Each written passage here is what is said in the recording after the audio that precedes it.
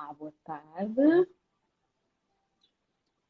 Vou tentar aqui enviar um convite aqui à doutora. Consegui. Flávia, viva! Olá, boa tarde. Olá, minha querida, boa tarde, estás boa? Tudo ok? Consegues ouvir-me bem, Vera? Consigo ouvir e preciso saber também se estás a conseguir ouvir-me e a ver-me tudo bem. Sim, tudo ok aqui também. Sim? Sim. Boa. Olha, Flávia, sabes, estava aqui a pensar, mesmo antes de ligar aqui o direto, estava aqui a pensar que pontaria que foi nós termos marcado este nosso direto para o dia do equinócio da primavera. Já viste? Recordei-me mesmo de ti hoje, quando também percebi que era a primavera, primeiro pelo teu nome, não é? Portanto, e depois pensei mesmo que belo dia.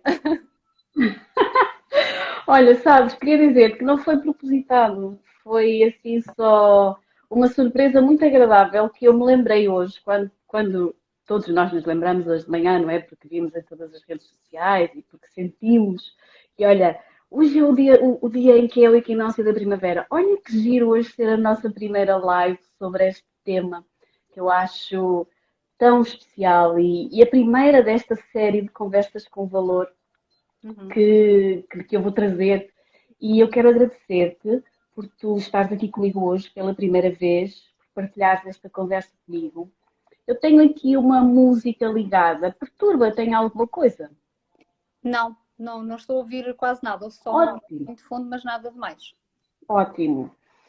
Gostava, se calhar, de pedir aqui a algumas pessoas que nos estão a assistir se podem, sei lá, dar-nos um olá, qualquer coisa, só para ver se nós conseguirmos ver as vossas mensagens. Alguém aí desse lado que manda um oi, se faz favor, para ver se a gente consegue.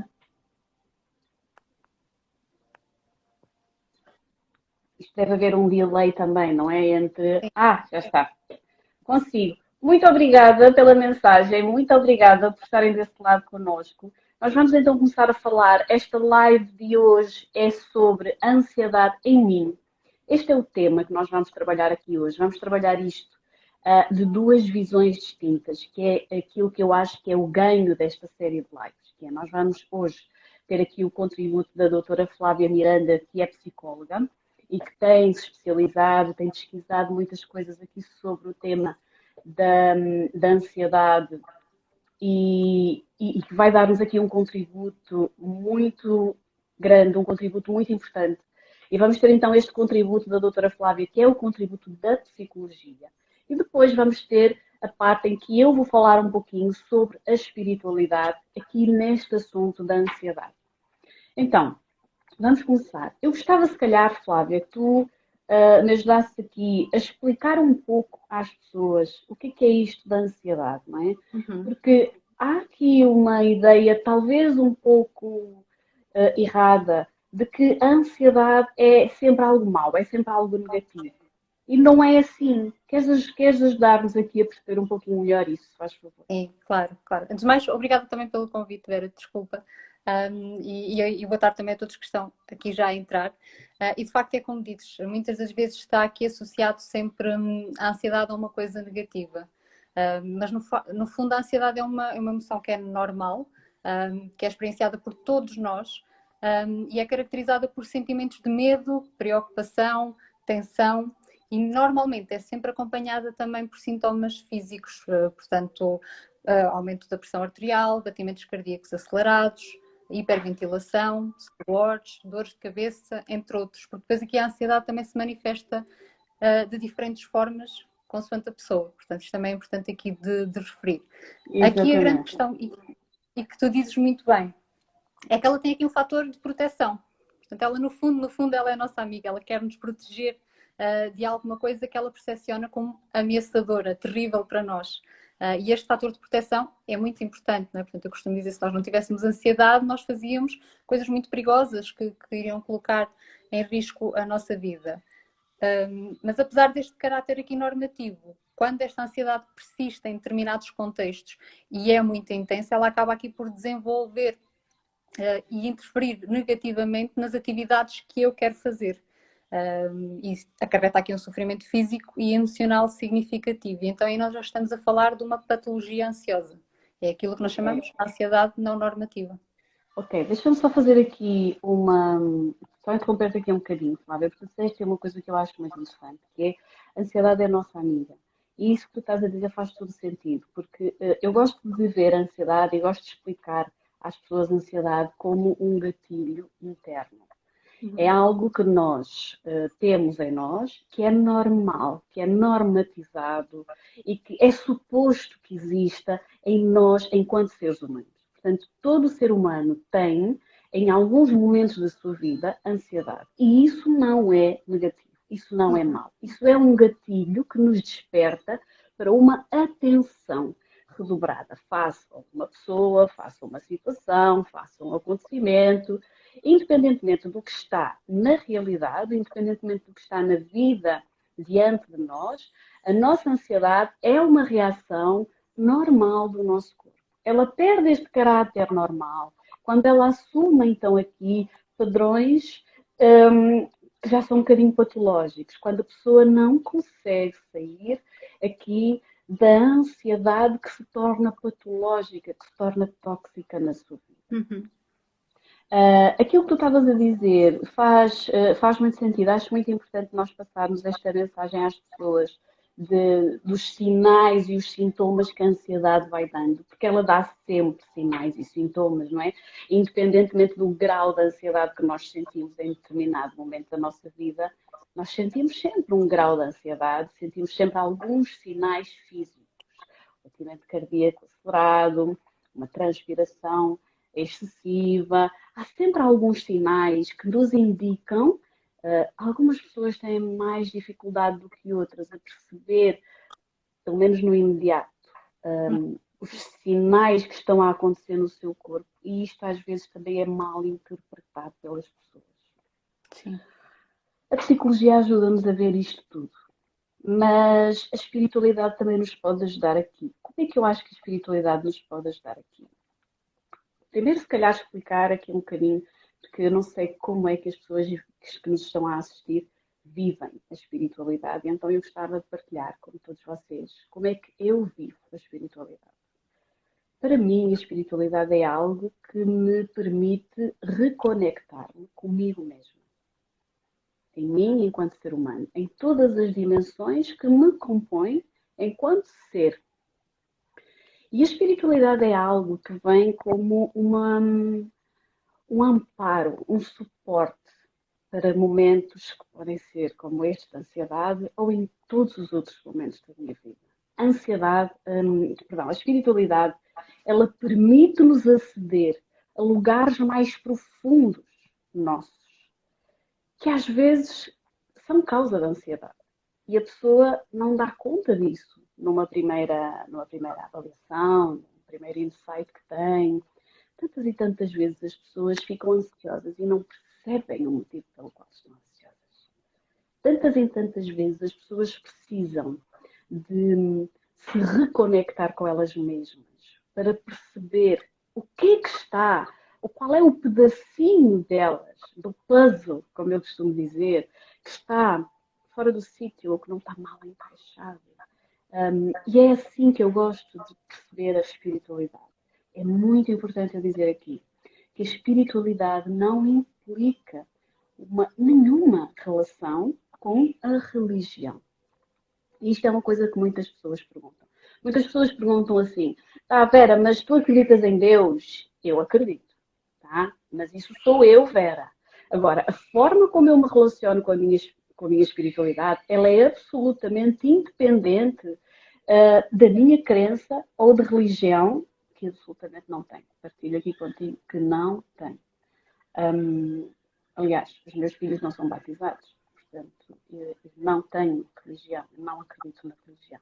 Eu acredito sim em algo maior que existe, que respeito, que admiro e que uso na minha vida, e que esse algo maior, tu podes lhe chamar energia, podes lhe chamar vida, podes lhe chamar Deus, podes lhe chamar universo, podes lhe chamar cosmos, podes lhe chamar o que tu quiseres. A forma como tu te relacionas com esse algo é a tua espiritualidade. E esta é a espiritualidade em que eu acredito, ok? Uhum. E eu acho que aqui, nas questões da ansiedade, cada vez mais vai havendo profissionais que aderem a esta forma de estar na vida, não é? Cada vez mais vai havendo profissionais que percebem o ganho de unir tudo para trazer um ganho para a pessoa, para o ser humano, para conseguir ajudar verdadeiramente, integralmente, não é? Tu concordas com isso, querido? Sim, é aqui aquilo que nós chamamos, não é? Portanto, aqui uma vertente muito mais holística, que eu acho que é muito importante mesmo, porque de alguma forma eu acho que, como tu dizes muito bem, a espiritualidade acaba aqui por ser um recurso que favorece sempre a saúde mental, não só a ansiedade, mas a depressão, todos os problemas de saúde mental, acho que têm aqui muito a beneficiar com esta espiritualidade. Porque de alguma forma ela é também aqui um encontrar o significado, o ressignificar isto para mim, ou encontrar uma motivação e algo que me encoraja, que eu acho que é fundamental isto, o encontrar-me comigo mesma, o saber a direção para onde vou, e eu acho que isso é muito, muito importante. Por isso concordo plenamente com aquilo que disseste. Isso mesmo. Olha, estou inteiramente de acordo contigo. E agora gostava de fazer aqui uma pergunta, que é, esta semana tu lançaste no teu Instagram, eu não sei se todas as pessoas que me estão a ver seguem o Instagram da doutora Flávia. Esta semana, a doutora Flávia lançou um post no Instagram dela que eu achei absolutamente maravilhoso, que foi, ela associou, ou ela comparou, não é? Tu comparaste a ansiedade com uma cárie. Esse post não é meu, é de uma colega que Sim, eu não, partilhei. Sim, sim, exatamente, mas eu não é achei teu, tu é que extraordinário. partilhaste. Eu achei extraordinário o post, porque de facto ela fala exatamente nesta questão de quando nós temos uma cárie, se formos logo ao dentista e tratarmos logo da cárie, o assunto fica resolvido, não é? Portanto, nós conseguimos ultrapassar aquela infecção, conseguimos ultrapassar aquela problemática. E muitas vezes na ansiedade, se isto fosse desta forma, não é? Se as pessoas olhassem para a saúde mental como olham, por exemplo, para a saúde oral e para a outra saúde em geral, isto também seria desta forma. Mas muitas das vezes as pessoas procuram já num estado limite, em que vão acumulando aqui muitos sintomas, muitas coisas que se passam e acabam por vir procurar ajuda, não é? Portanto, procurar tratamento já numa fase em que, comparando aqui com a cárie, não é? Que eu adorei aquele post, que já não há nada que se possa ali fazer no dente. Nós conseguimos sempre trabalhar com a pessoa, mas aqui a mensagem é que efetivamente a prevenção é sempre o melhor remédio. Portanto, quanto mais precoce for a intervenção, melhores são os resultados, mais estratégias também a pessoa consegue aqui adquirir e com mais facilidade para entender o que é, neste caso, a ansiedade e como é que ela pode viver com ela, porque efetivamente nós temos que viver com a ansiedade, é impossível eliminá-la. Exatamente.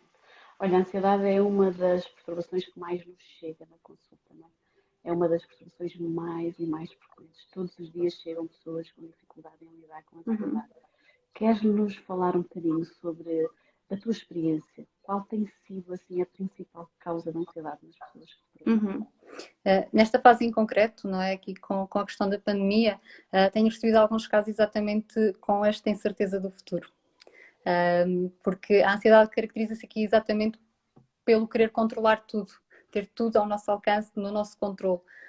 E quando nós perspectivamos que não temos esse controlo, então emite aqui um sinal de alerta no meu cérebro de que eu estou em perigo, de que alguma coisa de mal pode acontecer comigo.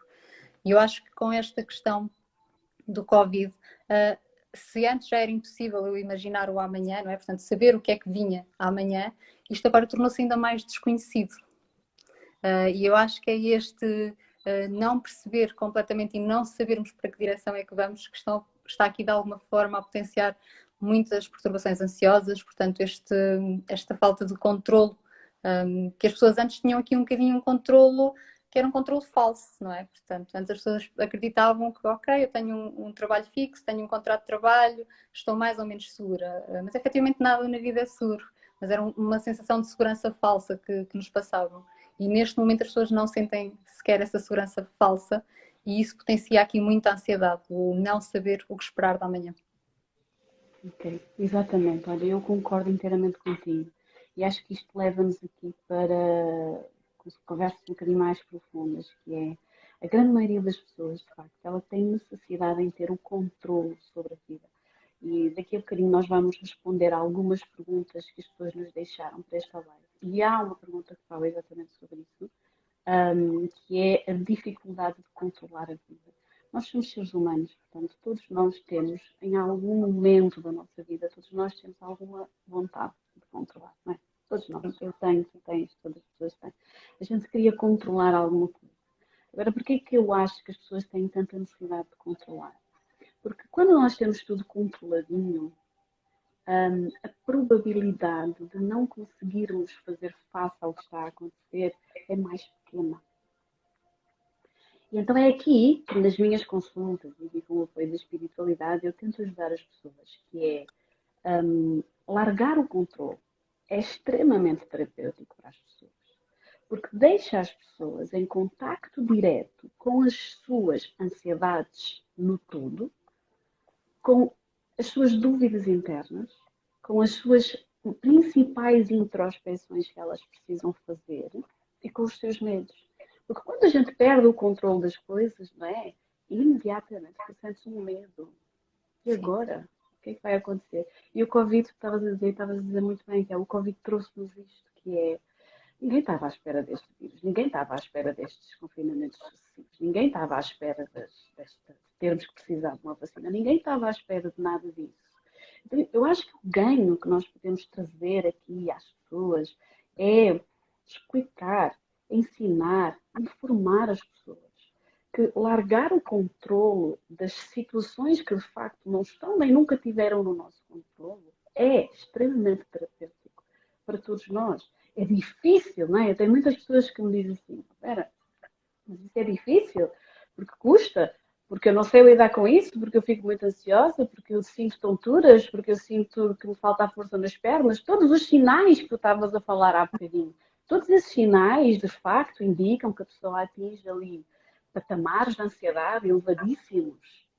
Agora, se nós explicarmos à pessoa que tudo isso é normal ela sentir porque está com medo, se nós explicarmos que o seu medo faz ampliar a ansiedade e que eles se alimentam mutuamente, então aí a pessoa passa a ter a escolha, que se calhar nunca tinha considerado que tinha, que é escolher o que é que eu vou fazer face a esta situação, não é? Eu posso deixar-me embrulhar neste medo, posso deixar-me embrulhar nesta ansiedade e achar que é o fim do mundo e ir recorrer a outras técnicas, nomeadamente as técnicas químicas, em que as pessoas tomam medicação para eliminar a ansiedade, ou posso, como muitas pessoas felizmente já fazem, olhar para mim, perceber o que é que eu trago cá dentro, o que é que eu ando a fugir, de que é que eu tenho tanto medo, quem sou eu e o que é isto que está a acontecer comigo, qual é a mensagem que o meu corpo está a tentar transmitir. Isto também é espiritualidade, que é perceber sempre em todas as situações qual é a mensagem que o nosso corpo e a vida está a tentar comunicar connosco. Eu gosto de pensar na espiritualidade assim, sabes? Não sei se alguma vez tinhas pensado. Eu gosto de pensar na espiritualidade como a vida sendo alguém, entre aspas, alguém que eu não conheço, chamo-lhe vida, e que está o tempo todo a falar comigo. Só que muitas das vezes eu não entendo. Então, esse alguém que está o tempo todo a tentar falar comigo tem que me dizer a mesma coisa várias vezes, de várias formas. Até que um dia faz luz e eu entendo. Não é? Eu acho que acontece um bocadinho assim em todos nós. A vida, através do nosso corpo, através das pessoas com quem nos relacionamos, através de tudo o que acontece nas 24 horas do nosso dia, ela está sempre a falar connosco. Tu concordas com isso, princesa? Sim, sim, isso é muito, muito importante. E há pouco tocaste aí num tema que eu acho que também faz muito sentido, que é claro que os tratamentos farmacológicos em alguns casos são imprescindíveis, claro que sim, mas muitas das vezes as pessoas vão aqui atrás destes tratamentos como uma pílula mágica, não é? Portanto, em que vão ficar anestesiadas de alguma forma, porque é muito mais simples assim do que eu me debater comigo mesma, com os meus medos, eu tornar-me vulnerável, portanto, o colocar, não é o expor a minha dor. O grande problema é que isto efetivamente é temporário, portanto eu tomando uma medicação, eu fico anestesiada de alguma forma, estes sintomas ficam camuflados, mas quando eu deixo de tomar isto volta tudo novamente, portanto o meu problema não está resolvido, continua lá, e isso é uma mensagem muito Pior, importante. o problema piora, porque quando eu tomo um comprimido para eliminar a minha ansiedade, de facto no imediato ela diminui ou até desaparece. Mas quando passa o efeito daquele medicamento, eu percebo que a minha ansiedade está cá toda. E a grande maioria das pessoas tem tendência a questionar a capacidade que tem em lidar consigo próprio. Uhum. E isto leva-nos aqui a problemáticas da autoestima que nós sabemos, não é? Que temos que ajudar as pessoas a perceber estas coisas, porque muitas vezes uma introspeção negativa, o pessimismo generalizado, são dificuldades que a pessoa tem em relacionar-se consigo própria, com a sua imagem de si própria, com o seu valor pessoal.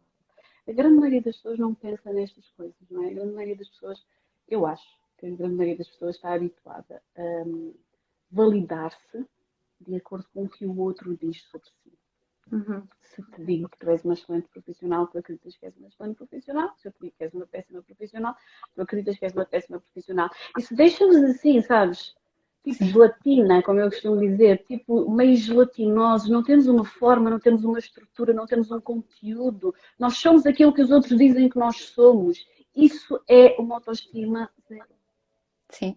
Sim, a minha autoestima nunca pode depender daquilo que o outro acha de mim, não é? Portanto, sempre que eu assumo ou dou essa responsabilidade ao outro, então estou a entregar na mão dele a forma como de alguma forma me vou sentir, como eu me percepciono, não é? E isto é muito importante, até porque nos casos de ansiedade existe muito esta problemática aqui da baixa autoestima, que está nitidamente aqui ligada com esta insegurança, com o não conseguir controlar, o não conseguir perspectivar o lado positivo, o lado bom das coisas, que é muito, muito importante.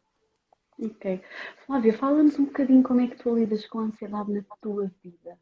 Que práticas é que tu fazes? Que introspecções é que tu fazes? Como é que tu lidas com isso? Isto é engraçado porque eu considero-me alguém também muito ansiosa, portanto, por isso é que eu escolhi exatamente este tema para ir aprofundando, porque é um tema que me diz muito. E efetivamente aqui a chave é exatamente o abrir mão do controle. Portanto, e mais do que isso é o eu integrar a minha ansiedade ao lado dos meus outros sentimentos. Portanto, não aquela ideia de querer colocá-la, coitada, à parte, não sentir mais.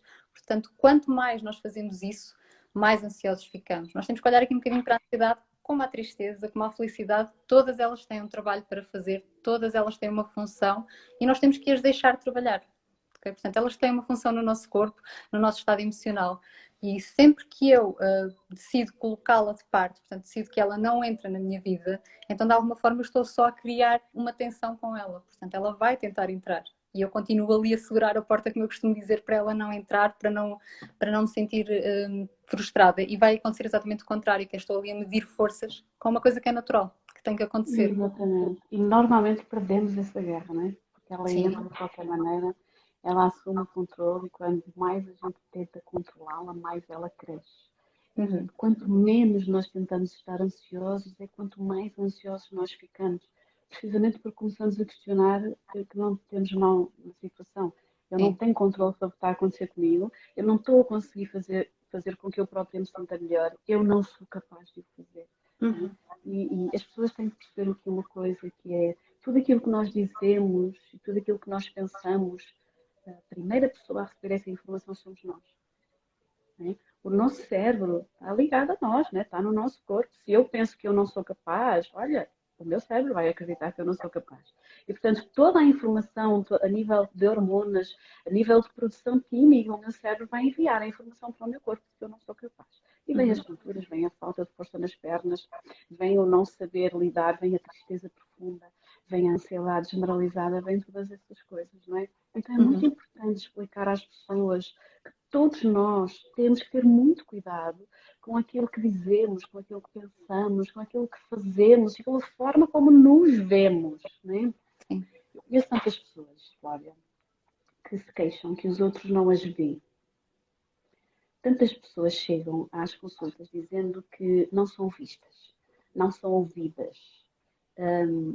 E eu estava a falar um bocadinho sobre isso, que é, eu acho que uma das principais razões da ansiedade hoje em dia é que nós continuamos a colocar aquilo que tu estavas a dizer há bocadinho, que é nós não podemos dar este poder aos outros. Nós continuamos a colocar este poder, entre aspas, na mão do outro.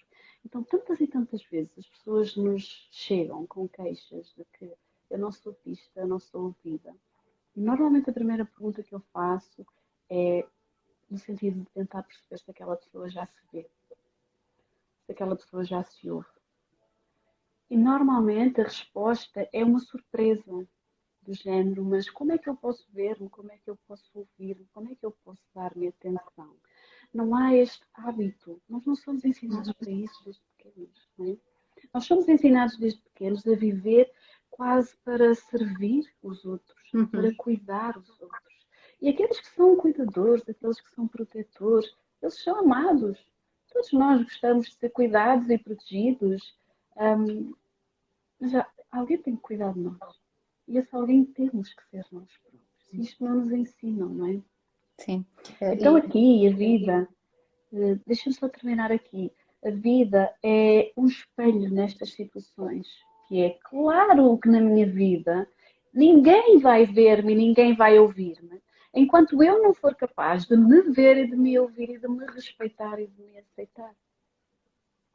A tal vida que estávamos a falar há bocadinho, não é? Aquele ou aquela que está sempre a falar connosco, faz-nos assim, mostra-nos um espelho e nós vemos o nosso reflexo naquele espelho. E normalmente este reflexo é desconfortável. Tu concordas com isso?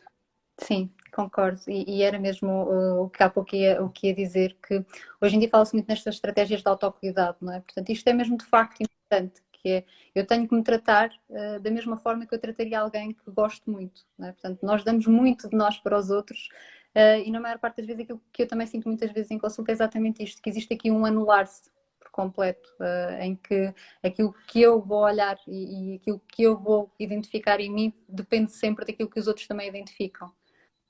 E isto é muito importante, o eu conseguir tirar tempo para mim, o eu conseguir mimar-me, como há pouco estavas a falar. Eu estou a reforçar aos poucos de que gosto de mim, de que identifico qualidades em mim, que eu mereço isto.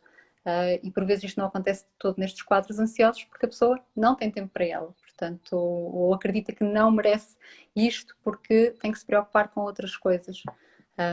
Porque este ciclo ansioso é muito bola de neve, não é? Portanto, Exatamente. E depois só cresce, não é? Não sim. A não ser que a pessoa consiga encarar o bicho-papão, como eu costumo dizer, não é? O bicho-papão, a não ser que a pessoa consiga encarar. Nós somos tipo crianças com medo da sombra. A sombra é sempre maior que nós, não é? A sombra parece sempre um bicho-papão. Até que nós olhamos, quando olhamos, de facto, temos que é só uma sombra. Com a ansiedade acontece um bocadinho a mesma coisa, não é? Sim, é exatamente os pensamentos de catastrofização, não é? Portanto, nós temos um problema que é isto e nós fazemos um cenário brutal à volta daquele problema. Exatamente. Olha, eu tenho aqui, eu reuni, não sei se tu tens desse lado ou não, eu tenho aqui algumas perguntas, eu reuni isto em 12 grupos, para nós organizarmos aqui a forma como vamos responder a estas pessoas. Eu não sei se estas pessoas estarão a assistir a esta live, mas deixaram perguntas, portanto, quanto mais não seja, depois irão assistir à gravação. Eu acho que se calhar podíamos começar a falar aqui um bocadinho sobre isto, pode ser? Sim. A primeira de todas, que eu acho que é a primeira de todas, tu já acabaste por responder, eu vou-te pedir desculpa, mas vou-te fazer esta pergunta porque está aqui e a respeito a todas as perguntas que nos colocaram. Eu vou ler todas as perguntas que nos chegaram, está bem? Então a primeira é, a doutora Flávia acredita em espiritualidade? Sim, foi aquilo que nós estávamos exatamente a falar. Portanto, o dar significado, o encontrar aqui algo que me motive, que me encoraje, portanto, para mim faz-me todo sentido, independentemente, lá está, daquilo que tu dizias, do contexto ou do conceito de religião, que não é de toda a mesma coisa, que isto é muito importante, não é? Portanto, as pessoas confundem muito. Portanto, este conceito que tu me falas de espiritualidade, a mim faz-me todo sentido. Portanto, sim. Ótimo, ótimo. Olha, o segundo tema que nós temos aqui, ou afinal, se calhar não são 12, são 13. Vamos lá. Só podia ser 13, não é? O segundo tema que nós temos aqui diz, a pessoa que nos escreveu assim. A espiritualidade ajuda-nos a compreender porque é que nos sentimos ansiosos sem motivo. Vou tentar responder aqui a esta pessoa. A espiritualidade ajuda-nos, a psicologia também nos ajuda, não é? E eu gostava de falar aqui um bocadinho especificamente sobre aquilo que a pessoa está a perguntar e depois de ouvir também um pouco sobre isto. Que é, a espiritualidade ajuda-nos a perceber porque é que ficamos ansiosos sem motivo. Há sempre um motivo. há sempre um motivo para a nossa ansiedade. Nós podemos não estar a conseguir chegar lá. Podemos não estar a conseguir perceber qual é o motivo pelo qual eu estou a desenvolver alguns sinais de ansiedade. O que é que isto significa? De acordo com o ponto de vista da espiritualidade, e depois vamos ouvir o ponto de vista da psicologia, uma ansiedade que aparentemente não tem motivo significa a desconexão da pessoa com ela própria. A pessoa que não está conectada com o que sente, com o que vivencia, com as mensagens que recebe no seu corpo e na sua vida, que podem trazer ansiedade, como podem trazer qualquer outra emoção. Portanto, significa que há uma desconexão. Este tipo de pessoas, aquilo que eu aconselho é olhar para dentro. Parar de olhar para fora, para os outros, parar de colocar nos outros uma culpa, uma responsabilidade, algo que os outros fizeram ou deixaram de fazer, porque talvez seja isto que esta pessoa quer dizer, não é? Quando não há motivo. O que é isto de não haver motivo? Significa que não aconteceu nada na vida desta pessoa que justifique esta ansiedade? Na nossa vida estão sempre a acontecer coisas. E às vezes nós achamos que são coisas pequenas, mas são coisinhas que tocam nas nossas feridas internas, nos nossos traumas que nós temos muitas vezes desde a nossa infância e fizemos uma caminhada ao longo da vida para desvalorizar aquilo, para seguir em frente, para não continuar a sofrer pelo mesmo motivo. Portanto, quando a pessoa não consegue encontrar aqui um motivo, a minha sugestão é conexão. Esta conexão pode ser através da escrita, que ajuda muito, através da música, que ajuda muito, através da meditação para quem faz, para quem não faz, pode sempre começar a experimentar. O mindfulness é uma técnica que ajuda muito neste tipo de situações, a pessoa a reconectar-se consigo mesma. Reconectar-me comigo mesmo é o quê? É ficar comigo, sem outras pessoas à volta, só a sentir o que é que eu estou a sentir. Ter este diálogo interno. O que é que se passa comigo? Mas porquê é que eu estou tão triste? Mas porquê é que eu estou a sentir-me assim? Do ponto de vista da psicologia, gostava de te ouvir agora um bocadinho como é que tu ajudas os teus pacientes a perceber isto, não é? Ou a ultrapassar isto que é, eu estou ansiosa e não tenho motivo. Uhum. Aqui, primeiramente, é muito importante aqui a questão da psicoeducação, não é? Nós, quando estamos informados sobre um tema, quando nós temos muita informação sobre aquilo que se passa e como é que esta ansiedade funciona, também é mais simples para mim, de alguma forma, aceitar e conseguir lidar com ela. Portanto, eu acho que numa fase inicial isto é muito importante, ou seja, eu reunir muita informação sobre este tema, que é feito sempre aqui também em consultas de psicologia, portanto nós fornecermos muita informação de como é que isto funciona, porque é que funciona desta forma esta ansiedade, percebermos qual é que é também a nossa ansiedade, não é? Portanto há vários tipos de ansiedade e por vezes as pessoas colocam tudo no mesmo saco. E mais importante que isso é, lá está, portanto aqui há pouco, como tu também estavas a dizer, por isso aqui confirma-se que esta espiritualidade pode de facto ser aqui importante para casos de ansiedade, que é nós por vezes nós temos que recuar um bocadinho também à nossa infância, não é? Portanto, e perceber o que é que aconteceu ao longo da minha vida, que esquemas é que eu fui formando, não é? Que episódios é que eu guardei de tal forma com força que foram alimentando este meu quadro ansioso, portanto, que fizeram com que eu neste momento tenha esta perspectiva de mim e do mundo. E isto é muito, muito importante, portanto, eles ligam-se por completo, não é? Portanto, a psicologia e a espiritualidade andam aqui muito de mãos dadas. Andam muito mãos dadas, é isso mesmo. Olha, vamos então continuar aqui. Há aqui 3 perguntas que focam no mesmo assunto, portanto eu dividi isto na mesma área. Eu vou lê-las às 3. A primeira diz: estou ansiosa com o desconfinamento, de repente sinto medo. Depois temos uma outra pessoa que diz: estou ansiosa por natureza, mas ultimamente ando pior, será do confinamento? E temos então uma terceira pessoa que diz: fico sempre ansiosa quando tenho que sair de casa, agora com o desconfinamento. Nós já falamos sobre isto há bocadinho, esta ansiedade que está a aparecer muito agora associada ao confinamento, mas vamos repetir agora, ou vamos resumir um bocadinho aquilo que estávamos a dizer há pouco. Ora, quando uma pessoa nos coloca este tipo de questões, tenho medo de sair de casa, o que é que tu pensas sobre isto? Como é que tu ajudas as pessoas a lidar com a forma como se relacionam com o vírus que é invisível, com a possibilidade de contágio que existe para todos nós? Como é que tu ajudas os teus pacientes a lidar com isso? é importante aqui nós percebermos o medo, não é? Portanto, este receio de sair de casa pode ter aqui vários fatores. Nós, desde que a pandemia iniciou, andamos aqui numa montanha russa de emoções, não é? Portanto, se numa fase inicial estávamos muito com medo, preocupados, a dada altura, depois também com o isolamento, ficamos aqui com as rotinas completamente alteradas e com a dúvida de como é que eu me vou gerir agora em casa, até quem tem filhos, portanto é muito difícil esta adaptação à rotina. E agora pode surgir aqui sentimentos de medo de sair de casa, portanto, porque de alguma forma nós até podemos já perspectivar alguma segurança em casa, algum conforto, portanto fomos habituando a este registro. E o facto de eu ter que abdicar deste controle pode potenciar efetivamente aqui stress e ansiedade, não é? Portanto, nós em casa nós estamos muito mais, conseguimos controlar melhor o vírus, não é? Eu posso usar as minhas técnicas de desinfecção que acho que são mais eficazes do que aquelas que são usadas, por exemplo, num espaço de trabalho. Mais do que isso também aqui o medo de uma outra vaga, portanto isto também é importante aqui perceber, muitas pessoas têm relatado isto, e se eu saio e vamos todos sair e depois de repente voltamos todos para casa. Questões aqui também económicas que estão aqui muito em cima da mesa, não é? Portanto, o medo de manter o trabalho, se vão conseguir manter, como é que isto agora vai ser com a reabertura aqui da economia. E aqui, efetivamente, esta incerteza em relação ao futuro foi aquilo que nós falamos ainda há pouco, não é? Se antes já era desconhecido, agora tornou-se ainda mais desconhecido. E esta falta aqui de controle brutal, claro que está a potenciar aqui muita ansiedade para sair de casa. Okay. Mas aqui... Olha, Desculpa, desculpa. Eu ia dizer exatamente, aqui só não é uma dica, mas efetivamente nós temos que olhar para nós com paciência, não é? Portanto, o nosso timing, o eu sentir-me desta forma, em nada invalida que a pessoa do lado não esteja super ansiosa para ir para o trabalho, para sair de casa.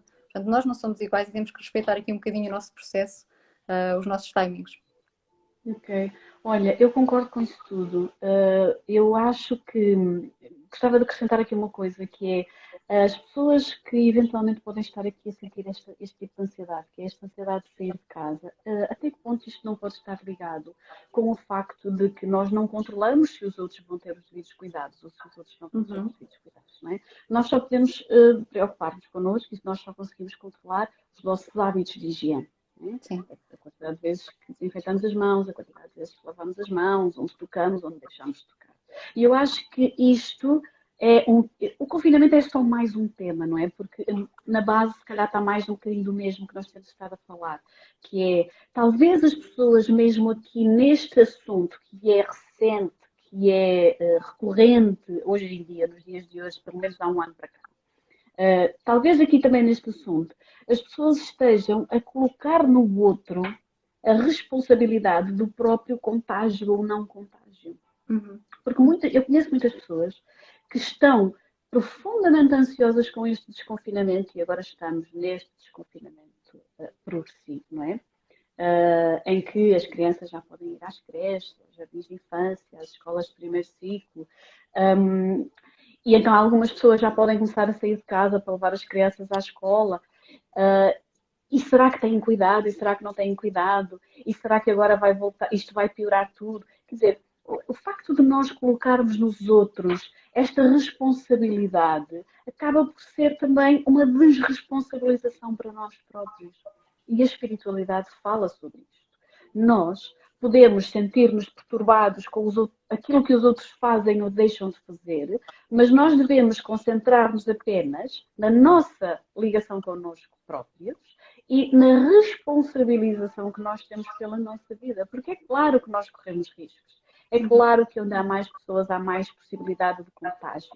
Mas eu sou responsável por tudo aquilo que faço, pelos lugares onde toco, pelos meus rituais de higiene, face aqui ao vírus. Eu tenho a minha responsabilidade face a isto. Assim como tenho a minha responsabilidade face a todos os outros assuntos da minha vida. Nós podemos escolher. E mais uma vez aqui neste assunto, eu acho que as pessoas esquecem isto. Porquê que tu achas que isto acontece? Achas que é uma questão de não termos sido educados para isto, na nossa sociedade, na nossa cultura, não se educar as crianças para isto, para a responsabilidade que cada um tem na sua vida, nas suas decisões, nos passos que dá para a sua vida? O que é que tu pensas sobre isso? Sim, isto é importante, não é? Porque a dada altura parece que é muito mais simples eu colocar a responsabilidade no outro. Portanto, é descartar aqui um bocadinho, como isto é difícil, não é? Portanto, eu, ainda para mais estando aqui a falar da pandemia, portanto, e se eu posso contagiar alguém ou eu própria ser contagiada, como isto tem aqui uma carga pesada, é muito mais simples eu colocar a culpa no outro, não é? Portanto, é mais simples eu dizer que fui infectada porque alguém não teve cuidado do que eu assumir a minha responsabilidade do ok, bolas, mas eu também se calhar podia ter feito alguma coisa para evitar isso e mais do que isso neste momento nós não conseguimos controlar tudo à nossa volta, portanto o outro não é responsável por isto que me está a acontecer, que muitas das vezes isto acontece, não é? Este sentimento aqui de injustiça aqui em relação aos contágios, mas sim, parece-me que é muito mais simples, não é? Na perspectiva de todos colocar a culpa em alguém do que, ok, eu também tenho Exatamente. responsabilidade Mas nisto. é importante nós falarmos sobre estas coisas, sabes? Porque as pessoas, ou a grande maioria das pessoas, não considera esta hipótese à partida. É mais fácil porque estamos mais habituados a isso, né? Se calhar foi assim que nos ensinaram, que o outro é um culpado. O que acontece mal na minha vida não é porque eu podia ter feito assim ou porque eu podia ter feito assado, é porque alguém tem aqui uma responsabilidade. E é muito importante nós dizermos isto às pessoas, que é, independentemente da responsabilidade do outro, todos nós temos a nossa própria responsabilidade para gerir, para organizar, para preparar a nossa vida. Exatamente, isto é mesmo importante. É mesmo. Olha, o próximo tópico, vamos agora aqui para o tópico seguinte, que é a ansiedade de não conseguir controlar a vida é o que mais me afeta. Isto é controle, não é? Nós também estávamos a falar há bocadinho, Exatamente o que eu estou-me a rir, isto não tem graça nenhuma. Mas nós já falamos hoje sobre isto, sobre a necessidade que as pessoas têm de controlar a vida para que nada saia do eixo. O que é que eu penso sobre isto? Vou aprofundar aqui um bocadinho mais, não é? Porque, no objetivo de responder a esta pessoa, que é, eu acho que todas as pessoas têm muita necessidade de controlar a vida, sabes, Flávio? Eu já fui assim mais de pessoas, né? Ainda hoje eu sou muito controladora. Dizer isto aqui em direto para todas as pessoas ficarem a saber. Sim, eu sou muito controladora, mas já fui pior. E porquê que eu era muito controladora? Porque muitas tinham sido as situações na minha vida que me trouxeram desconforto, que me trouxeram não saber lidar com o que estava a acontecer. Né? E quando nós passamos por muitas situações de sofrimento, seja esse sofrimento do caráter que for, nós chegamos a um ponto em que percebemos que é difícil lidar com isso. É difícil lidar com o sofrimento, é difícil lidar com os problemas. Portanto, vamos arranjar aqui estratégias para que isto não volte a acontecer na nossa vida. Isto é um mecanismo de sobrevivência das pessoas, esta necessidade de controlar a vida, um mecanismo de sobreviver para sobreviver não tendo que lidar com esta dificuldade tão grande que há em lidar com o meu sofrimento, lidar com aquilo que me magoa, aquilo que me perturba, aquilo que me põe para baixo. Então, estas pessoas que têm tanta necessidade de controlar a vida são provavelmente esta pessoa, não sei se não vale a pena dizer aqui se é uma senhora ou se é um senhor que escreveu isto aqui. Esta pessoa talvez tenha passado na sua vida por situações muito difíceis, talvez tenha passado na sua vida por dificuldades, muitas dificuldades, e talvez esta pessoa tenha mesmo necessidade de controlar a vida. E a única coisa que eu acho que pode ajudar esta pessoa, aquilo que eu acho que posso dizer para ajudar esta pessoa neste momento é: não vale a pena. Chega um ponto na nossa vida, como eu percebi na minha, chega um ponto na nossa vida que nós percebemos que não está no nosso controle. Vai sempre haver situações em que vai sair do nosso controle. E o segredo não está em nós não termos problemas. O segredo está em nós aprendermos com os problemas que tivemos no passado e fazermos disso ganhos, fazermos disso vitórias, fazermos disso aprendizagens, fazermos disso maturidade emocional. Tu concordas com isso, querida? Sim, completamente. E aqui o importante também de referir é que, por vezes, esta necessidade aqui brutal de controlo, não é? Não nos permite estar aqui. Portanto, a ansiedade é sempre estar no amanhã, sempre a tentar antecipar cenários, sempre a tentar imaginar mais além. E quando isto acontece, efetivamente acarreta aqui um grande esforço emocional, e também aqui um desgaste, porque nós nunca estamos aqui, não é? Portanto, nunca estamos aqui no dia 20 de março, às 18h45, estou sempre a antecipar tudo, a querer controlar como vai ser o meu dia amanhã, o que é que será que vai acontecer. E isto é muito, muito importante. Ou seja, aqui, lá está, aqui, muito resumidamente, que já tínhamos falado anteriormente, as chaves é exatamente o não querer controlar. Quando eu assumo esta postura de controlo, eu vou só aumentar a minha ansiedade. Exatamente. E depois acabamos por nunca conseguir estar no aqui e agora, não é? Quando Sim. estamos ansiosos, as duas uma, ou estamos a viver no que aconteceu ontem, ou estamos a viver no que vai acontecer amanhã, não é? Então nunca estamos no aqui e agora, o que acaba por dificultar o facto de eu conseguir aproveitar aquilo que está a acontecer na minha vida agora, não é? Esse foi um dos principais motivos pelos quais eu tive que pensar e ponderar aqui a minha necessidade tão grande de controlar tudo, porque eu tinha, não é? Como já disse aqui, mas eu acabava por perder muitas coisas, acabava por perder muitos momentos aqui agora a acontecer. E depois o que acontece agora, daqui a meia hora não recuperas, não está, já passou, já foi, já é passado, percebes? Então é muito importante transmitirmos esta mensagem às pessoas que é importante estarmos no aqui e agora. É importante lidarmos com o que estamos a sentir e aceitar com tolerância que nós somos seres humanos, nós temos o direito de ter dificuldade em lidar com as emoções e nós estamos aqui todos para aprender. Ninguém nasceu ensinado. Portanto, muito cuidado com o autoconceito negativo, não é? Aquilo que as pessoas tantas vezes dizem do eu não sou capaz disto, eu não sou capaz daquilo. Talvez as pessoas possam considerar mudar um pouco o discurso. E em vez de dizerem eu não sou capaz disto ou daquilo, talvez dizer eu ainda não consigo fazer isto, eu ainda não consigo lidar com aquilo. E este ainda faz toda a diferença. Porque significa que tu acreditas que um dia vais conseguir. E isto muda totalmente. A forma como tu te sentes em relação a ti própria, o que muda totalmente a tua autoestima. Claro que sim. Olha, aqui a seguinte pergunta diz assim: a minha ansiedade prende-se mais com os filhos e a dificuldade de gerir tudo. Eu acho que nós já falámos aqui um bocadinho sobre isto, não é, Flávia? Acho que isto, não falámos aqui sobre o tópico dos filhos, mas falámos aqui sobre esta necessidade tão grande de controlar. Aqui, talvez acrescentar que nesta questão com os filhos, para que querer controlar tudo? Não é? Para quê? O que é que, o que é que na infância, ou o que é que na nossa infância não foi possível controlar? O que é que nós gostávamos que os nossos pais tivessem feito diferente? O que é que nós gostávamos que tivesse acontecido diferente? Né? Chegam-te muitas pessoas com esta problemática ao consultório, esta Sim. dificuldade de gerir os filhos e tudo o que tem a ver aqui com o mundo dos filhos.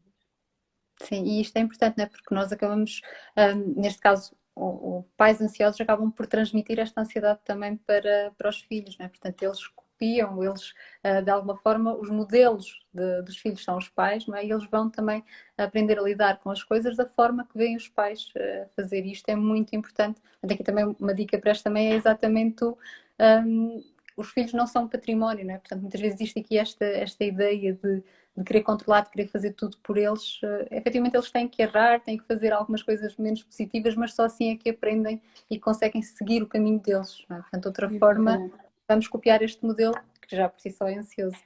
Eles aprendem, eles ensinam, não é, Flávia? Eu que sou mãe de 3 crianças incríveis, posso dizer-te isso em primeira mão, não é?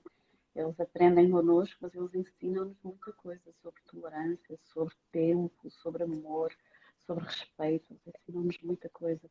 Então, estas pessoas têm mais necessidade em ter aqui tudo controladinho com os filhos, gerir tudo como esta pessoa escreve aqui. Não precisa gerir tudo, precisa gerir o melhor que pode, o melhor que sabe. E ver-se a si própria e a sua capacidade de gerir com tolerância e com amor. Tolerar que hoje posso não fazer as coisas tão bem, amanhã se calhar faço melhor. Mas esta tolerância connosco também é muito importante e isso também serve de exemplo para os nossos filhos, não é? Porque senão estamos só a passar uma imagem de rigidez, de tu tens que ser perfeito, tu tens que controlar tudo. Isso não é bom. Claro. Não é? Portanto, não poder errar, isto é uma mochila pesada para carregar, não é? Nós somos humanos, faz parte. Exatamente. Olha, vamos então aqui à próxima. A próxima pergunta que eu tenho aqui para colocar, ela diz assim: A minha ansiedade é só no trabalho. Vamos falar sobre isso? Vamos tentar falar um bocadinho sobre isso. O que é que tu pensas sobre isso? Primeiro, ansiedade só no trabalho. Fala-me. Efetivamente é preciso aqui perceber se efetivamente é só mesmo no trabalho, não é? Portanto, o que é que está a É o que está acontecer? aqui escrito. Vamos partir do pressuposto que é. Ok, partindo do pressuposto, não é? Mas isto aqui já nos pode indicar Opa. que esta pessoa tenha aqui um traço efetivamente ansioso antes do trabalho, não é? Que a ansiedade não. Eu costumo dizer, nós não acordamos, colocamos o pé fora da cama e, ok, hoje vou ser ansioso, não é? Portanto, isto não funciona desta forma. Então é importante nós irmos um bocadinho lá atrás, perceber o que é que está aqui a gerar ansiedade. Portanto, isto pode ser um gatilho, efetivamente, mas podemos estar aqui a falar de muita coisa, não é? Portanto, o perfeccionismo, o não querer falhar. Okay? Portanto, esta pergunta acaba aqui por ser um bocadinho vaga, dá para falar aqui sobre muita coisa. Ok. Mas isto é importante, não é? Estas questões aqui do perfeccionismo, o não querer errar, não é? O porquê de eu não querer errar, porque é que é tão importante para mim fazer as coisas o mais perfeito possível, que está aqui sempre também muito ligado a esta ansiedade. Sabes o que é que eu sinto quando eu vejo esta. Vou partilhar com vocês o que é que eu sinto quando eu vi esta pergunta.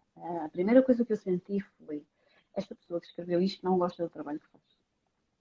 E isto é muito importante, porque uma ansiedade, isto é uma possibilidade, não é? Eu não conheço esta pessoa que me enviou esta pergunta, então não sei se isto faz algum sentido ou não. Mas esta foi a primeira sensação que eu tive, que foi tantas e tantas vezes nós fazemos coisas que não gostamos na nossa vida. E aquilo traz-nos tanta ansiedade. E fazemos porquê? Porque temos que trabalhar, temos que sustentar a nossa família, temos que seguir com a vida para a frente e temos que sobreviver. E isto é super importante, porque trabalhar em algo que eu não gosto é esgotante. É horrível. E ao fim de algum tempo, invariavelmente, de tu lidares melhor ou pior com isso, ao fim de algum tempo a ansiedade está lá. E tu sais da cama, levantas-te e não queres ir trabalhar. Até começa-te a dor a barriga, quando tu pensas que tens que ir trabalhar. Então, eu gostava de deixar uma mensagem aqui a esta pessoa, que é: será que tem que ser mesmo assim? Porque às vezes não tem que ser mesmo assim. Às vezes as pessoas estão só presas à rigidez, à dificuldade de mudar, ao medo de mudar. Porque nesta empresa se calhar sou efetiva, se calhar se for para outra não sou, isso não é tão seguro. A nossa felicidade interna, a forma como nós nos sentimos na vida, é mais importante do que qualquer segurança. O trabalho não deve ocupar esta importância toda que as pessoas lhe dão hoje em dia, não é? E eu acho que as pessoas dão muito esta importância.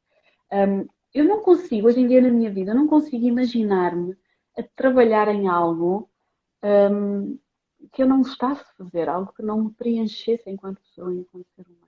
Se tu me perguntares assim, olha Vera, mas isso tens um azar na vida, isso tem que ser, isso tem que acontecer. Mas se tiver que ser, será. Mas mesmo quando tem que ser, e partindo do pressuposto que se calhar até é isso que acontece com esta pessoa, ainda assim esta pessoa pode encontrar coisas que ela gosta de fazer, nem que seja ao fim de semana, nem que seja num hobby, nem que seja num horário pós-trabalho. Porque só aquilo que nós gostamos de fazer nos alimenta. Só aquilo que nós acreditamos nos alimenta. E esta ansiedade desta pessoa que coloca aqui só no trabalho, talvez isto seja uma mensagem de. Está aqui uma pessoa a dizer, chegou-me agora aqui a mensagem, eu agora prestei atenção, que é: pois há muito medo de mudar. Eu sei que há medo de mudar. Eu percebo isso que vocês dizem, mas mudar não tem que ser difícil. Mudar não tem, para já não tem que ser repentino, não é? Amanhã chego ao meu trabalho e despeço-me, portanto, qual é o motivo para se querer despedir? Lamento, mas eu não gosto de trabalhar aqui. Calma, nem 8 nem 80.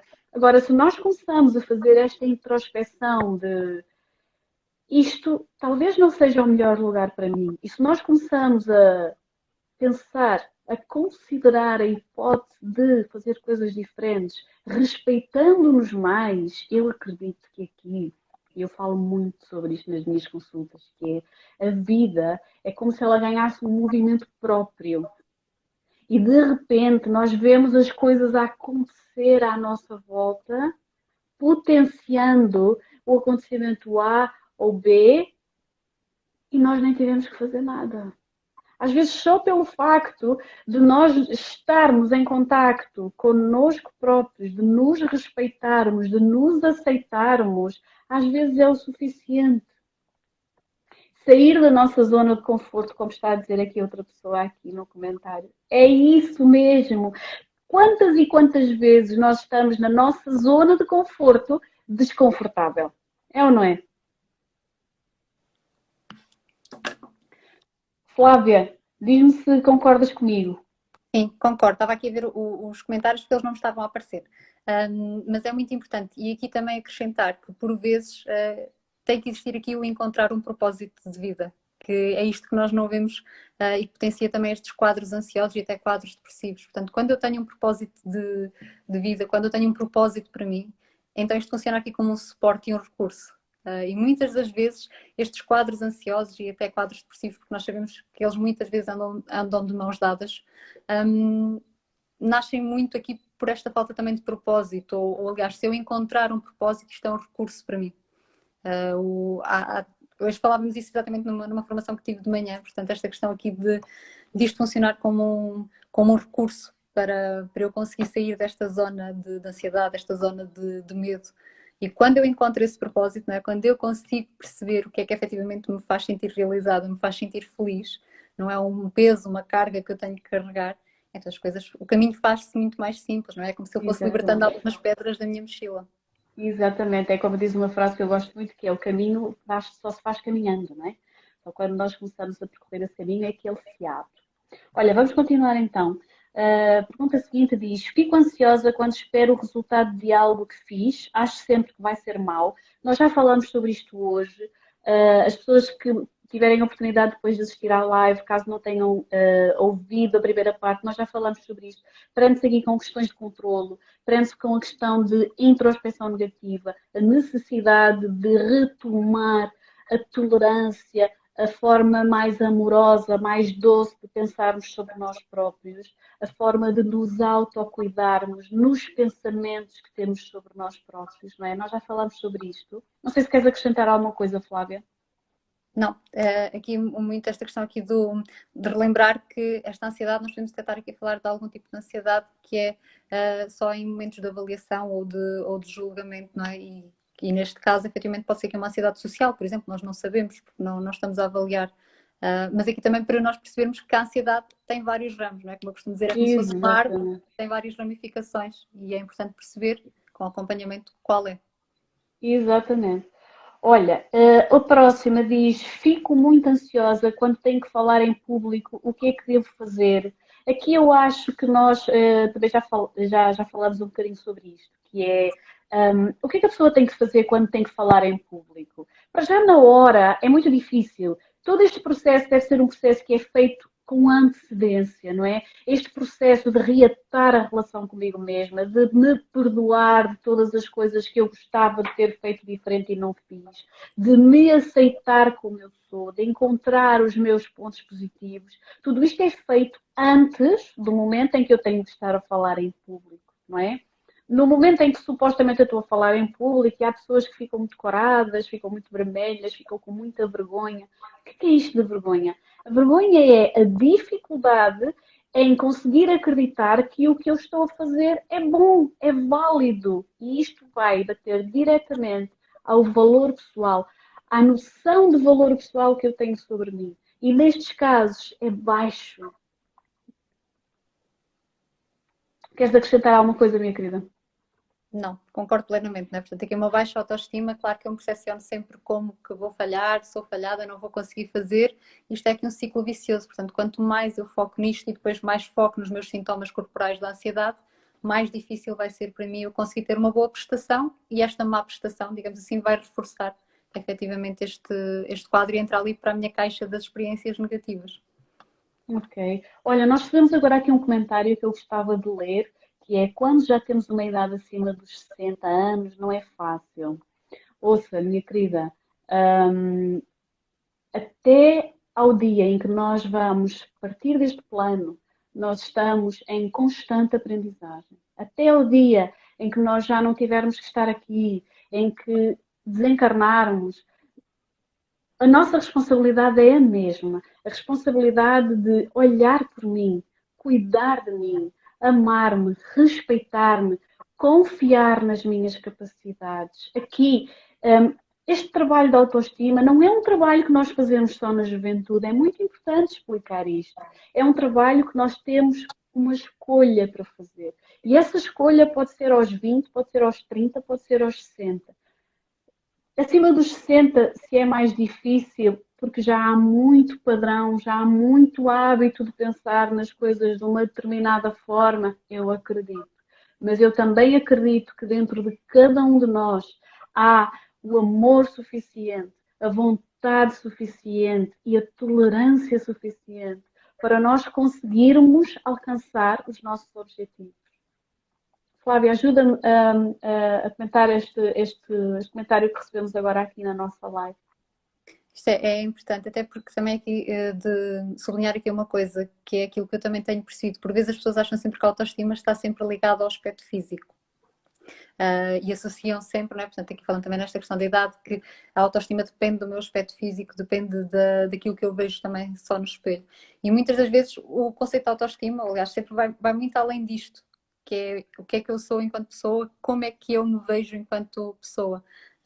Por isso aqui, quando li aqui, lá está no comentário, esta questão da idade remeteu-me automaticamente para isto, que muitas das vezes recebo em consulta pessoas que me dizem exatamente, não é? Portanto, mas já tenho esta idade, isto já não vou conseguir mudar a visão de mim, já não vou conseguir olhar para mim e gostar daquilo que vejo.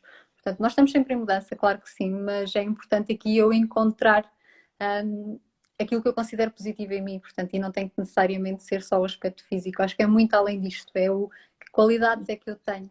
O que é que eu vejo em mim que me torna especial. Se nós conseguimos ver isto nos outros, não é? Portanto, nós também conseguimos ver em nós. Aquilo que acontece é que por vezes nós temos as nossas lentes um bocadinho sujas e não conseguimos ver. Exatamente, é aquilo que eu estava a falar há bocadinho, que é os outros não me veem, porque afinal eu ainda não me vi. Não é? Uhum.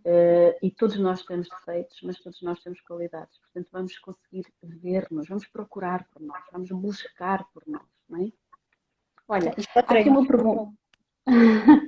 Há aqui uma pergunta que diz: a minha ansiedade pode ter a ver com algum momento de uma vida passada? Meus amores, esta live nós não vamos falar sobre vidas passadas, está bem? Nós vamos falar sobre vidas passadas. A espiritualidade contempla uma ligação intemporal da nossa energia. Portanto, a espiritualidade contempla aqui a questão das vidas passadas, para quem acredita nelas. Eu vou ter outras lives em que vou falar sobre este assunto. Nesta live nós não vamos falar sobre este assunto, está bem? Temos aqui um comentário que eu gostava que nós prestássemos aqui alguma atenção e deixei para o final. Aliás, ainda faltam dois, e estes dois eu gostava que nós prestássemos aqui alguma atenção a eles. Que é, eu vou ler o que recebi. Desde já agradeço a oportunidade e a abertura para ajudar quem precisa de uma luz. Tenho sentido a minha princesa de 12 anos muito ansiosa e triste. Estou em processo de separação e no dia em que tenho que ir para o pai fica inconsolável, chora imenso e diz que tem imensas saudades minhas. Está sempre preocupada comigo. Tenho outra menina de 9 anos que aceita melhor a situação. Mas a mais velha refere que não aguenta estar longe de mim e sinto que está em sofrimento. Ficaria muito grata em saber como a poderei ajudar. Queres começar tu por comentar, minha querida? Sim, posso começar. Aqui também é importante que nós percebemos aqui alguns fatores, não é? Portanto, primeiro, a situação em si, portanto, se este processo de divórcio está a ser uma coisa mais ou menos pacífica, isto também é importante aqui de nós percebermos, porque nós até podemos estar aqui a falar de um transtorno de ansiedade de separação, portanto, não sabemos porque não estamos a avaliar, mas seria de facto importante. E é comum aqui que os adolescentes e as crianças, portanto, neste caso já é uma adolescente, fica apreensivo quando se separa temporariamente de um dos cuidadores. Agora, quando esta apreensão é exagerada, não é? Portanto, quando este desconforto é de alguma forma exagerado, então nós podemos aqui estar a afetar a qualidade de vida desta adolescente e falar efetivamente aqui de uma ansiedade de separação.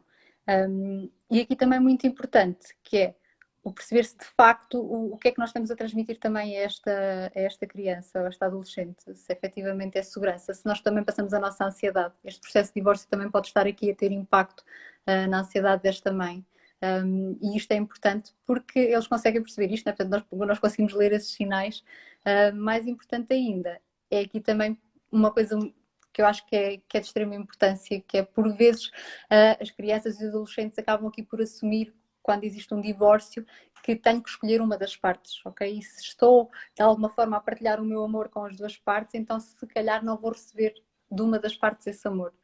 E isto é importante, o perceber se isto está a acontecer, o perceber o porquê deste desconforto, não é? Portanto, o que é que está aqui a causar este desconforto, até porque depois de um divórcio, que é uma mudança brutal para uma criança e para um adolescente, tem que existir aqui um ressignificar de papéis de pai, de mãe, de casa, não é? Portanto, tudo isto acaba por mudar e é uma coisa muito sensível, é um processo que é sensível para a criança e para o adolescente.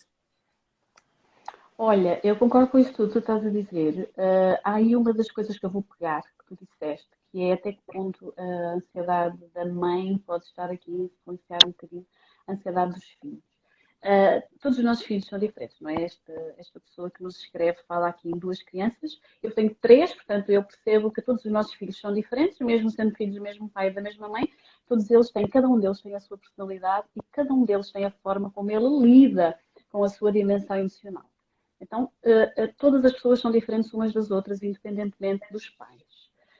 Eu gostava de pegar nisso que tu disseste, que é até que ponto esta ansiedade está bem resolvida? Até que ponto esta ansiedade está tranquila? Até que ponto esta mãe estará já a lidar com este assunto de uma forma absolutamente tranquila? Porque muitas vezes nós achamos que já estamos a lidar com o assunto de forma tranquila, mas na verdade estamos só a tentar fazê-lo. Porque um divórcio é, quer queiramos, quer não, uma perda. Um divórcio, quer queiramos, quer não, precisa de um período de luto. E nós sabemos que o luto é um período na nossa vida que pode demorar mais, pode demorar menos, mas em média ele dura um período de 9 meses. E depois há pessoas que conseguem resolver isto mais cedo, há pessoas que levam mais tempo a resolver estas questões. Portanto, quando há um divórcio, que é uma perda, e que precisa de um luto, todos os envolvidos estão neste processo de luto. O pai, a mãe e as crianças, independentemente de como as crianças lidam com isto. Portanto, eu gostava de deixar a sugestão a esta pessoa para considerar isso. Até que ponto eu já consegui fazer este processo de luto de uma forma equilibrada, de uma forma fluida, de uma forma tranquila para mim. E até que ponto este equilíbrio que eu já alcancei, eu estou a conseguir transmiti-lo aos meus filhos nesta situação. Depois, aqui a nível da menina, que chora muito, nós sabemos que as crianças têm aqui uma tendência para se sentir culpadas quando alguma coisa corre mal nas famílias, não é? Nós adultos pensamos, mas isso não faz sentido, porque as crianças não têm culpa de nada.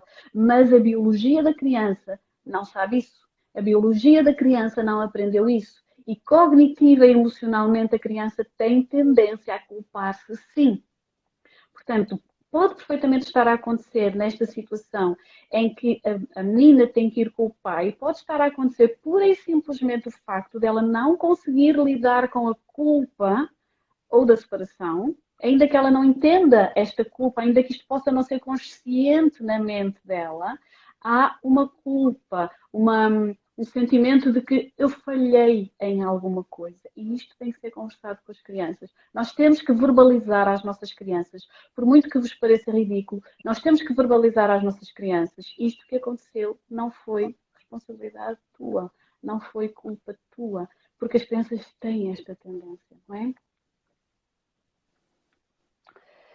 Eu acho que já respondemos aqui a esta pessoa. A qualquer pessoa que a gente esteja aqui a responder às perguntas e que gostasse de uma explicação mais detalhada, podem entrar em contato comigo. Acho que podem entrar em contato também contigo, não é, Flávia? Sim, claro. Depois, mais tarde, em mensagem privada, estejam à vontade de sentirem essa necessidade, está bem? E nós agora vamos então avançar para a última pergunta que nos chega e que diz o seguinte. O tópico traição entre um casal tem merecido a minha atenção e parece que a psicologia e a espiritualidade são discordantes na abordagem do tema. Para a psicologia, a parte que trai, trai porque quer, isto é, a parte traída nada tem de culpa na decisão do traidor. Porém, na visão espiritual, uma das partes só é traída porque a sua vibração atraiu o facto de ser traída, por não se valorizar ou por baixa autoestima. Ora, na visão espiritual parece haver uma imputação de culpa à parte que foi traída, ao contrário da visão da psicologia. O que se deve considerar então? Até porque considerar que atraímos uma traição gera inevitavelmente um sentimento de culpa. Olha, Flávia, se não te importa, eu gostava de comentar isto um bocadinho. Nós começamos esta live, ou lá no início da nossa live, eu comecei por dizer que a espiritualidade que é confortável ao meu coração é uma espiritualidade sem religiões. Mas eu compreendo que a grande maioria das pessoas tenha dificuldade em perceber bem isto, porque as pessoas estão habituadas a associar a imagem de Deus, a dar um nome a Deus, ligado à religião A, B ou C. Eu compreendo que as pessoas tenham essa dificuldade. Agora, a espiritualidade que me é confortável a mim, ela não contempla culpas. Ela não contempla pesos, ela não contempla obrigações. E ela não contempla isto que esta pessoa diz aqui, que é, na visão espiritual, parece haver uma imputação de culpa. Na visão espiritual não há esta imputação de culpa. Aquilo que em espiritualidade nós consideramos é que, quando há um casal e um dos elementos desse casal resolve trair o outro, a mensagem principal, aliás, há várias mensagens, não é? Há a mensagem de que o relacionamento não está bem, o relacionamento acabou, a mensagem de que este não é o caminho, e depois há uma mensagem para aquela pessoa que é traída, sim. E a principal mensagem que eu acho que existe para a pessoa que é traída é: será que já consegues respeitar-te? Porque a traição é um desrespeito em qualquer visão que a gente possa pegar, não é? Agora, há traição e traição. Nós não podemos pôr tudo no mesmo saco. Há uma traição com o objetivo de trair, e objetivo de magoar, e objetivo de ferir. E há a traição daquela pessoa que já não sabia mais o que fazer e acaba metendo os pés pelas mãos. E isto existe. Então, a espiritualidade, ela não visa o julgamento. Ela visa a compreensão. A espiritualidade não visa a culpa, mas ela visa a nossa responsabilidade. Então, não é eu sou responsável por ser traída, não é isso. É, talvez eu seja responsável por precisar da minha vida de uma situação que me mostre que eu ainda não me respeito como eu podia respeitar-me. E as pessoas ficam muito ligadas a esta visão de espiritualidade que vem da religião ainda, sabes? Por isso eu estava aqui a explicar isto. Quem fala em culpas, quem fala aqui nesta questão dos pecados é a Igreja. E então as pessoas têm sim ainda muita dificuldade em ver a espiritualidade livre, em que eu giro a minha vida e eu decido a minha vida de acordo com o que é mais confortável para mim. A grande maioria das pessoas que começa a interessar-se pela espiritualidade precisa de compreender que ela não tem que estar ligada à religião. Nós não temos que nos reger por uma série de normas, por uma série de valores, por uma série de obrigações, como a religião católica nos imputa. E eu acho que talvez haja aqui, nesta pergunta que nos chega, alguma confusão de qual é a espiritualidade que esta pessoa anda à procura. É uma espiritualidade livre ou é uma espiritualidade para lhe dar razão? Porquê é que as pessoas precisam ter a razão? Porquê é que as pessoas precisam de se assumir e serem assumidas como as vítimas? Como é que alguém pode querer ser uma vítima de uma situação que é só desagradável e que só lhe traz desconforto? A minha sugestão para esta pessoa que nos escreveu esta mensagem é: se isto aconteceu consigo, se alguém traiu, então olhe dentro do seu coração. Faça uma introspeção a todos os sentimentos que ficaram aí. Tira a raiva, tira o ódio, tira a mágoa, tira a injustiça. E o que é que fica? Fica a tristeza de ter acontecido o que aconteceu. Vai fazer o quê com essa tristeza? Chora, deixa sair, faz essa catarse, aceita que aconteceu. E não interessa que o outro é um mau. Não, o outro foi uma forma de fazer chegar a mim esta mensagem. É desagradável? É. Eu preferia que não tivesse acontecido? Eu preferia, mas aconteceu. E agora? Vamos focar-nos de que afinal eu não tenho culpa, afinal eu sou só uma vítima? Ou vamos assumir a responsabilidade pela nossa vida, pegar nela e fazer dela o que nós bem entendemos. O que é que tu pensas sobre isso, Flávia? Ajuda esta pessoa a perceber aqui um bocadinho mais, se calhar, sobre o panorama da psicologia, esta questão da traição. Isto não acho que seja assim tão diferente daquilo que estavas aqui a falar, sinceramente, em termos de espiritualidade. Porque muitas das vezes o vitimizar-se acaba por ser mais simples do que efetivamente eu ser vulnerável e entrar em contacto com aquilo que me deixa desconfortável e com as minhas mágoas. E muitas das vezes aqui, até mesmo esta questão aqui do perdão, que não existe, ou aliás as pessoas têm aqui também muita ideia de que o perdão tem que ser sempre em relação ao outro. E muitas das vezes eu consegui fazer as pazes comigo mesmo e perdoar-me por ter agido de alguma forma, ou perdoar-me por ter permitido alguma coisa. E isto é muito importante porque estes sentimentos de culpa são sentimentos que são muito pesados e andam aqui durante tempos e tempos a moer.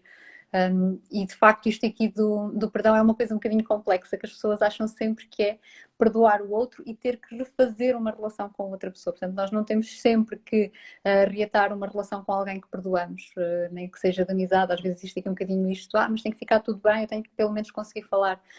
Mais importante que isto é eu estar em paz comigo e conseguir perdoar-me daquilo que eu permiti que acontecesse, daquilo que eu permiti que se alongasse. Isto é muito importante. E eu acho que esta é a grande dificuldade nestes casos aqui de traição. É a pessoa, mais do que perdoar o outro, tem que se perdoar efetivamente aqui também assim e perceber que, ok, foi uma fragilidade minha, uma vulnerabilidade minha, que eu estou de alguma forma a encontrar-me nesse sentido e a aceitar. Que bom. Olha, fico tão feliz de te ouvir dizer isso. Fico mesmo feliz de te ouvir dizer isso. Concordo com tudo isso que estás a dizer. É isso mesmo. É a necessidade de ver isto em primeira instância. A dificuldade de... Dificuldade. Vamos ouvir, Flávia? Flávia, estás-me a Eu também ouvir? deixei de te ouvir agora durante Deixei, uns perdemos a minutos. Flávia. Não estamos a conseguir. Vamos aceitar que esta nossa live chegou então ao fim. Obrigada por terem estado desse lado. Muito obrigada pela vossa presença. Bom fim de semana. Feliz equinócio da primavera e até à próxima.